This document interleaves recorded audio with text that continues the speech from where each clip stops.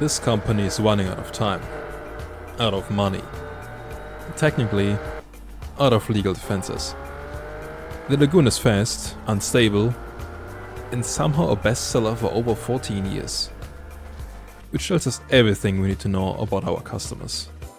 So we are milking this cow until the udder falls off.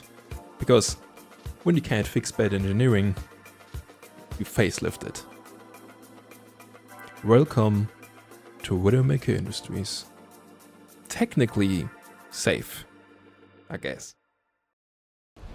They said I'm not my father. They said I couldn't build a business.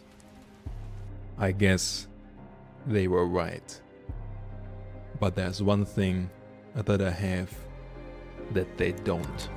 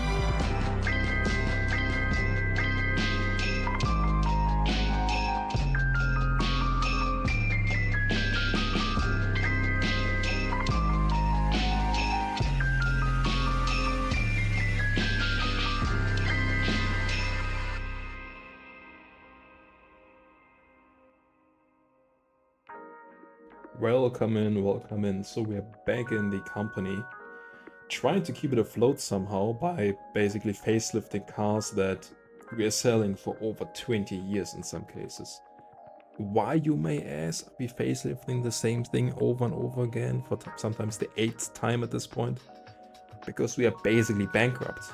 Look up there, I mean, our company evaluation and thus our credit score are at F, aka in the gutter.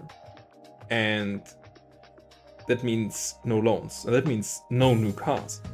And I guess that's what happens when you play a game blind. It doesn't really tell you any advice, but to show you what great lengths I really went to, you should probably watch the recap and see what we did.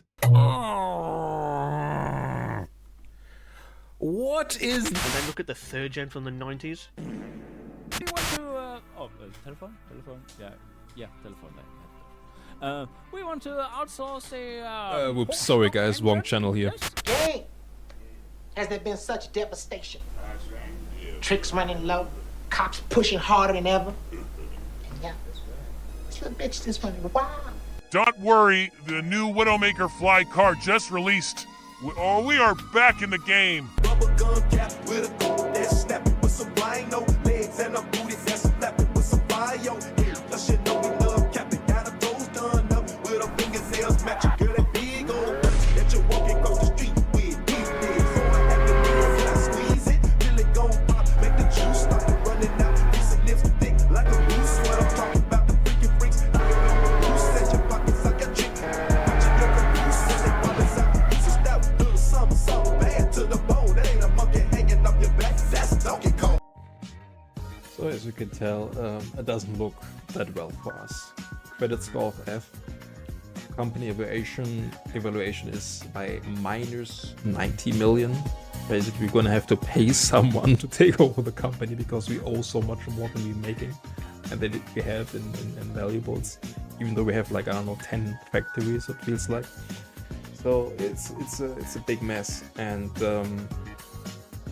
not only did we contact our old clientele, the underground of Ruenia by solving the loving crisis and providing them a mobile love station so that they can conduct their business from within one of our cars. Also, we facelifted one of the previous Joker cars and rebuilt it into a house in order to cash in on the whole housing crisis that we have currently in the 70s in Ruenia. But even with all these groundbreaking and amazing, revolutionary, entrepreneurial, mega ideas, we're still in the gutter financially. So we gotta go to the next level. I mean, we done it all already. Industrial espionage, rigging races, all types of stuff. But it seems it's not enough, because our engineering is just not all that. I mean, look at the statistics right there. It's not green. And that's a recurrent problem. It's just that Father, or the devs I guess, didn't really explain us how to run the company. It's a blind campaign. And we don't have any clue of what we're doing here. Or I guess me, for that matter.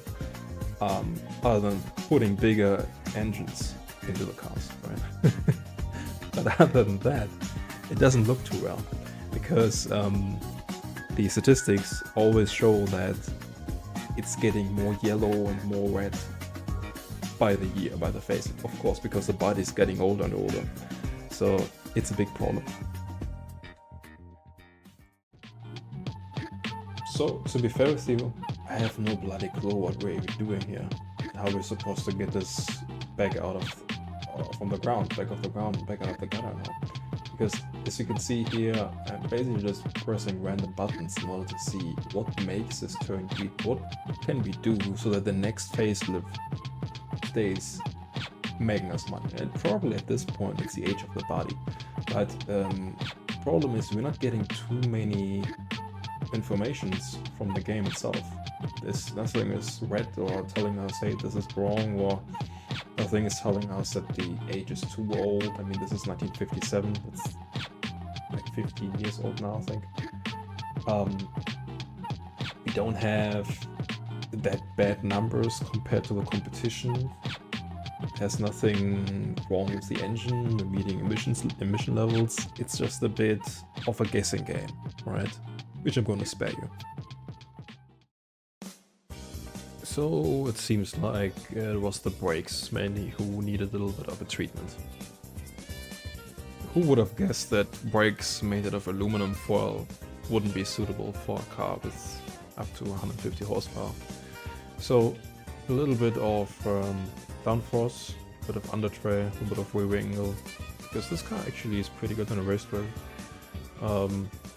Upping the cooling airflow, otherwise the engine blows up.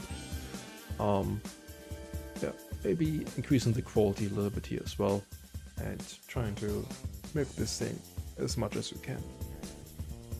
Now when it comes to this, just increasing the quality by 1 point, seeing if some small changes in weight distribution can make a benefit, but overall it stays the same, just a little bit better than the older version. So you know the drill.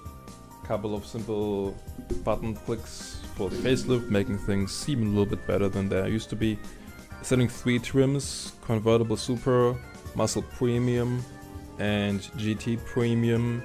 This is kind of the overall field here that we're trying to combat. I have a quick test round. It's around 2 minutes 30, which is respectable for a car from the 50s. We have in the 70s now, but remember this car was originated in 1957. We upgraded the V8 now for this last episode to have the high ref version in this. We also have one version with the V12, the original Widowmaker V12 from the 40s. So we have a pretty big upgrade now to this car, because originally it came with the Boxer 6 engine, which we started in the original Dyte, but this car now allows a Boxer 6, a V8 and a V12, so we have something for everyone in there. Obviously, emissions is always kind of a problem, but I learned now that we can kind of go also into optimizing the emissions with different gearing. So that's something that is quite useful here as well. Yeah, and it's getting quite obvious that still using the old 1946 tech is getting a bit tough. It's less apparent for the Boxer. You can see this here in the middle, the small box 2 liter, because it was made somewhere in the 50s together with that car and the Dyte. But for the V8 and the V12, these are blocks from the 40s, right? So these are very old technologies here that we're using. We cannot change the cam or the head or the valves basically. So because of this, it's a bit bad for emissions. But even if you would take the same exact engines with the same amount of head attack and the same valves and whatnot, and you would make it now, it would still be much better, right? So automation takes in account that this engine was made in the 40s, and it's not just the settings, it's also the age. And because of the age, it's just not very good anymore. If you would do the same exact engine now, the same exact settings, same overtime, same quality settings, it would be much better in emissions, because it's not 25 years old in that case. But because of this, we're gonna have to make a new engine soon, and that costs a lot of money. So I don't know how we're gonna survive this, because we don't have enough money to make a new car. So trying to set up the Grand GT version right now, so to say, changing the wheels, the tires, just some small settings in the interior and whatnot, a little bit suspension settings, things that seem not to be too expensive, but maybe do a little bit of an impact. And brake upgrade is something that definitely helps in most of these builds, probably because people get the word that Widowmaker doesn't build proper brakes. And as always, Finland government is always on our tail, so especially for these V8 versions, V12 versions, we have to make sure we're hitting the emission levels for all of the facelifts, and I'm kind of preemptively trying to look into the future here and prepare them until 75, as you can see, so getting up for the correct emission levels for the future to come, so then we don't have to worry about this in the coming years. Now with the coming oil crisis and this kind of stuff, it's getting a little bit messy to get it right for all these different engine versions, because we have so many different engine versions for each car. Because keep in mind, yes, we have a Boxer 6, we have a V8 and we have a V12, but the V8 has a fuel economy version, a reliable version, and a high rev version. The V12 has a smooth version for our luxury sedans, and then a high rev version for our top sports models. The Boxer has 2 versions, so there's a whole different arrangement of engines that are built into different models and trims, and all of them obviously have to be optimized to meet the emission levels, and at the same time be strong and sporty enough to actually also fulfill the needs of our customers. So now we're doing the last version here of the GT, trying to get it as high as possible, but it seems like that's the max what we can do. Setting up the factories now, and in hindsight putting tooling maximum to manual and putting reliability down to 17, thus reducing the reliability to horrendous levels. In hindsight, probably wasn't the best idea.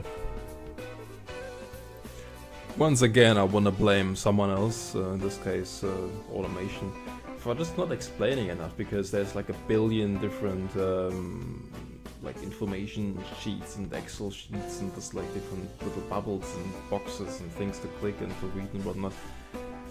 In our society, come on, man, you can expect us to like read something for 10 hours before playing the game, so obviously all these settings are completely wrong probably. I usually just put the tooling to 0, to manual, because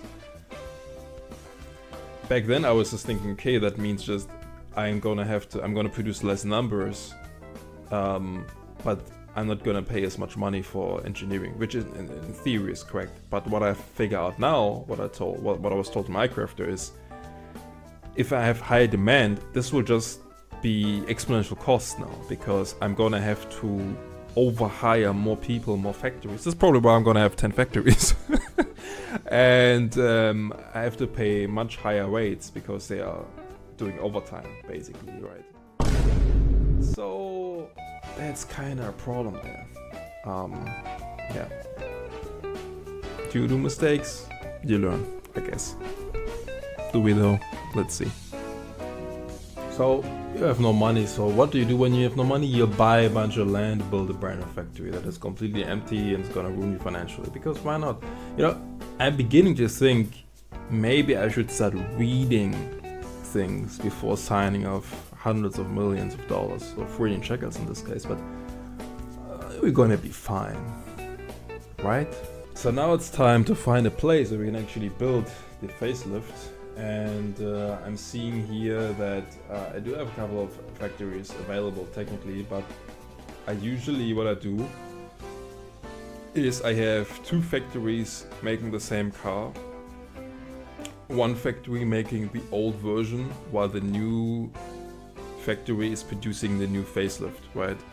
I know that people usually build up stock and then they sell off the stock while they engineer the new version, the new facelift, and then they sell the old stock while the factory is closed, and then have a smooth transition into the new facelift. Guess what? Ain't nobody told me that shit. I don't know how that works. So my idiot ass basically made 2 factories.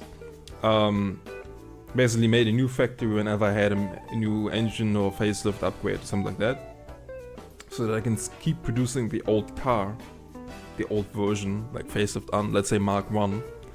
And then when the new one comes out, I have a second factory ready that is gonna produce a new version at the same time as selling the old one, which in some cases probably has some benefits compared to the old version, because you have less like problems with overhead and whatnot. But obviously it's hella expensive. But maybe it helped me expand much faster, because if I compare my places to other people, they don't have as many cars as we have. And I guess that's impressive somehow, that we kind of still financially alive, at least, as a blind player. But yeah, we gotta make sure we gotta turn over some profits now though, otherwise it's gonna be over soon.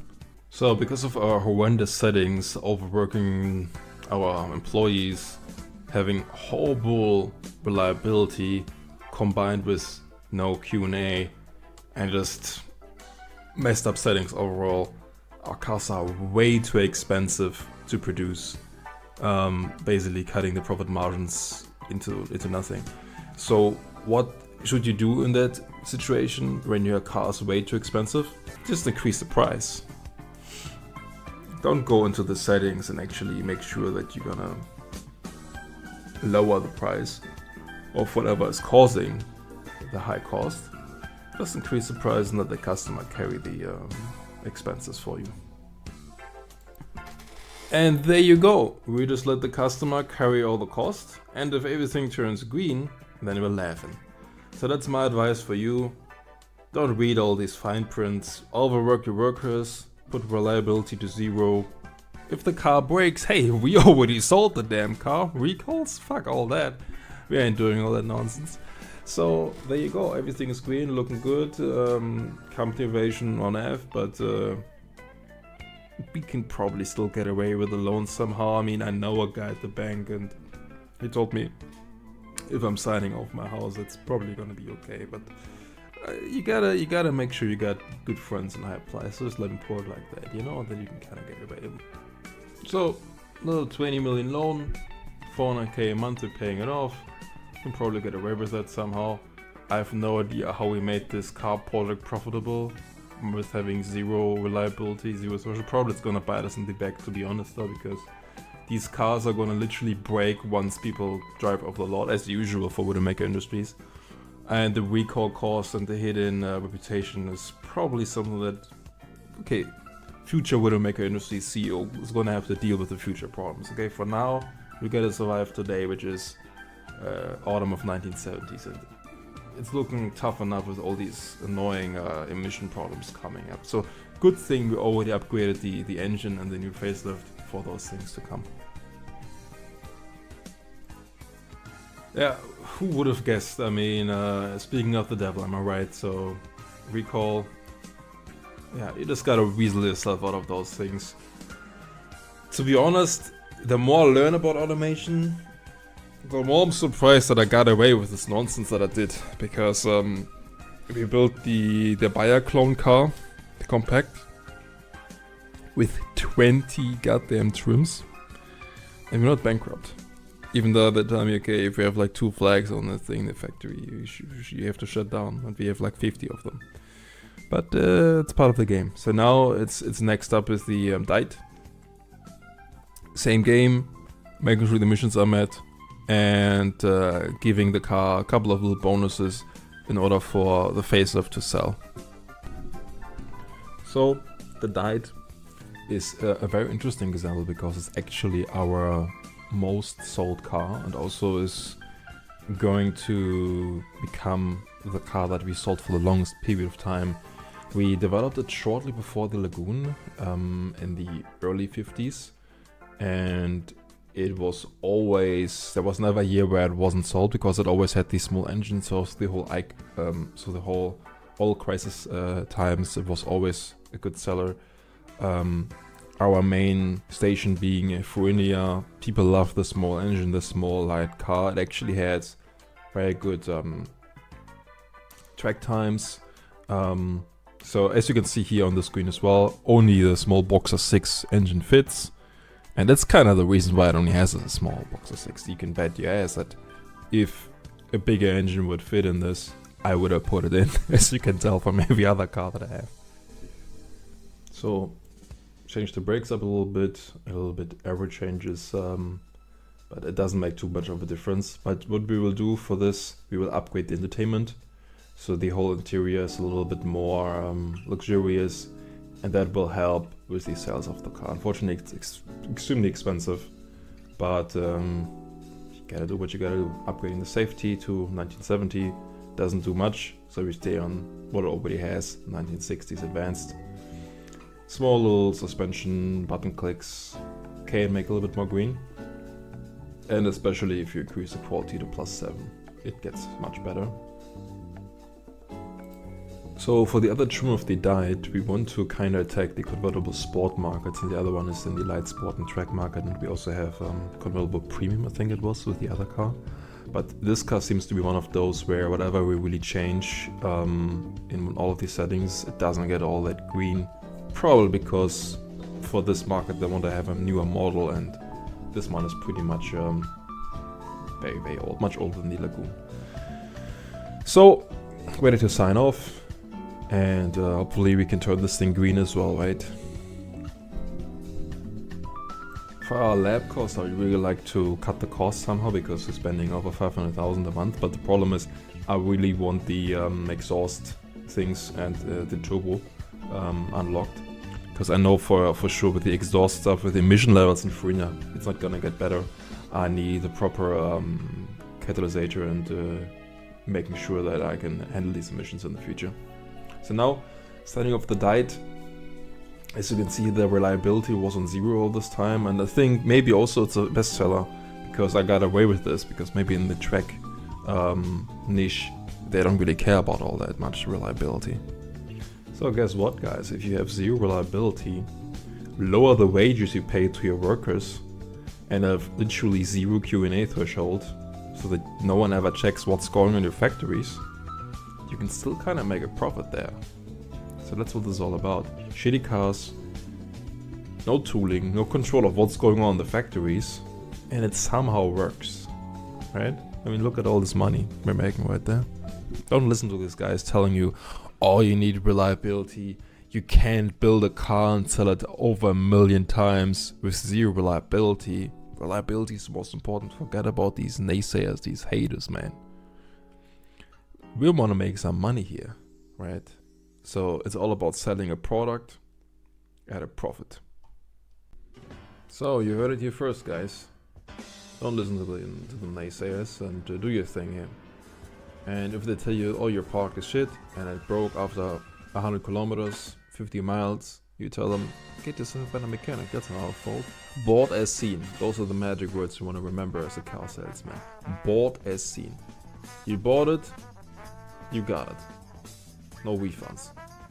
And you can see we got a quite big arrangement, so we're basically infiltrating all the markets in the premium segment, from SUVs to pimp cars to family premium cars, to sports cars, to supercars, to hypercars, to muscle cars.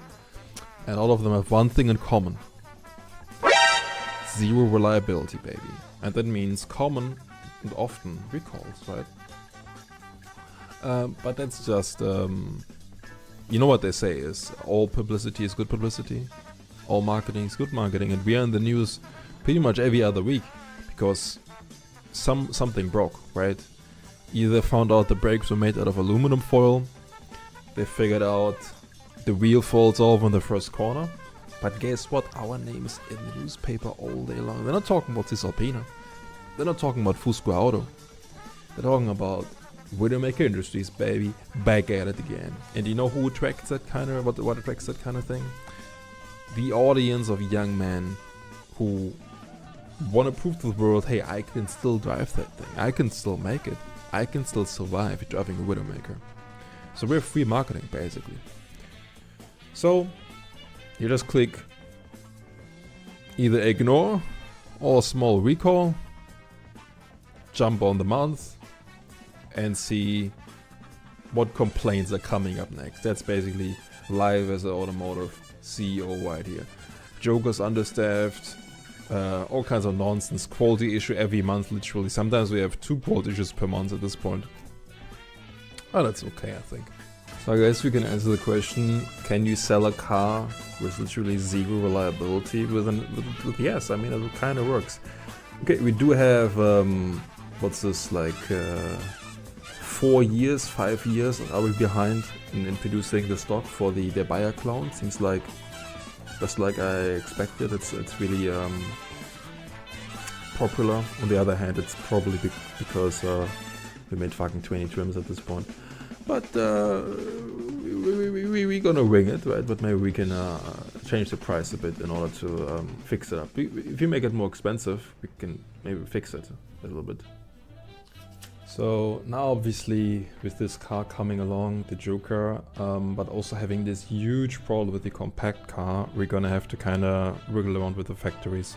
The problem is we have 5 to 6 years behind with the compact car, the car we stole from the buyer. But we also have at least 1 year of pre-orders for the new Joker facelift. So I'm thinking right now, can the factory fit it? Since we have a lot of pre-orders and then not enough production. Probably because we set everything to manual, nothing to automation as usual. But maybe we can have the compact in this old compact factory. Sorry, in the old, maybe we can have the compact in the old Joker factory, right? Because we have one right now that is free. And I'm thinking that this factory could then be upgraded to steel presses that we can then also use for the compact, because some of these cars have steel presses, and then we can use also that factory later for the Brummer. Because I would like for the Brummer to have steel presses in the future and the next generation. So we have a big problem with the Lagune production when it comes to the V8, because we put all V8 engines in all Lagune trims instead of the Boxer 6 that we had prior. But that comes with a new idea. If we're gonna get rid of the Boxer, we can focus all our factories on 1 or 2 engines. It's gonna make it much easier with controlling all these things. Now, there's an even bigger pressing problem at hand, because the compact is completely out of hand. So the car we stole from the buyer in the episode 9, I think it was, is 6 years behind in production, right? So we gotta make sure that we also have another factory that can help with that. So similar to the engine idea, I'm gonna have to make sure that we can maybe put it into another factory to help with production and whatnot, and also make production cheaper, because we're producing 20 trims, it's gonna blow it out of the water. So as you can see, our factories are completely overworked for the V8 engines. The problem is now, logically, you would just increase the engine size. This is what you would logically do if you play this game, right? But the problem is, if you increase the factory, then work is shut down even more. And obviously we can't have that.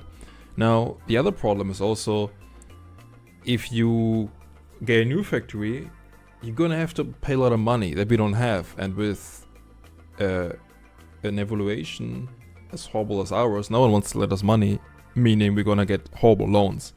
Meaning, I came up with a new strategy.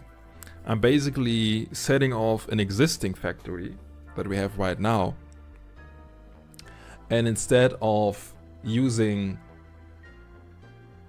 the factory that has low production for an engine that we don't need right now, I'm gonna use that for V8 production to kind of optimize things we have instead of buying something new, if that makes sense. I don't know if it's the most optimized strategy right now, but I'm trying. So, since we're not using the Boxer 6 engine currently, I basically made sure that all the current factories produce other engines since we're very low on engine production. Most of the V8s currently. So I set up this new contract factory that can produce the Boxer in the future. In case we're gonna need it again, another model, another facelift, which we probably do because we have so many new models coming up with new shit all the time. But mostly we can use that old Boxer 6 factory for the V8 production right now. So what my goal is to kind of put all smaller cars on the V8 and all bigger cars on the V12, because that way I don't have the headache figuring out anymore, wriggling around, okay, which car has which engine, do I have this engine up in there, because when you have so many cars and different trims and different versions, so many factories, and it tells you, oh, there's underworkers here and overstaff there and it's not enough and blah blah blah, then you forget what you're even doing. So I'm trying to get everything on the V8 1.4, because right now only the Dyte, which is already almost 20 years old, is using the old Boxer 6 engine. So if we can get rid of that, we can use that whole factory for another main produced engine. But we can't build a small factory right now for that because the loans are crap.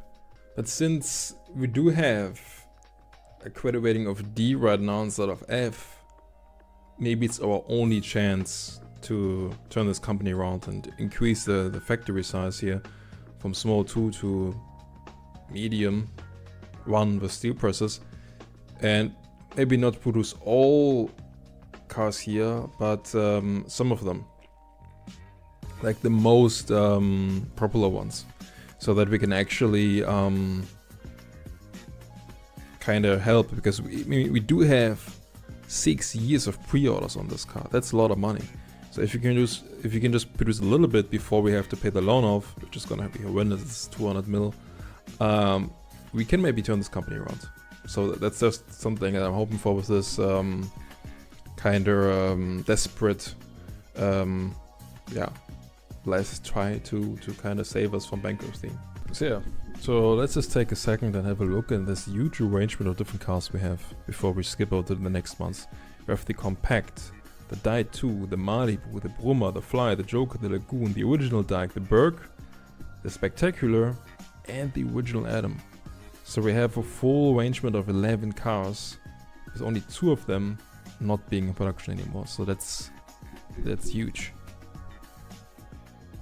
So yeah, the Berg has the problem that the Mantis is not very high of the last facelift, it seems, but kind of still in production, but it's going to be the last generation. Now for the Atom, since we just talked about it, there's something interesting, because we made a huge upgrade, facelift one, the Mafia edition, and you're going to see this car in a car chase in the next episode, where we're going to try to escape the police in this, because we made the last facelift of this, the Mafia edition, and helped with Ribeiro Productions. And most importantly, how better can we advertise our car than if we can survive the police, right? That's what the people buy this car for, anyways. So that was that for this episode. It was a big mess. Took a little bit more approach of looking into what's actually going on, and it doesn't look very good. But at least the Lagoon that we facelifted drives somewhat well,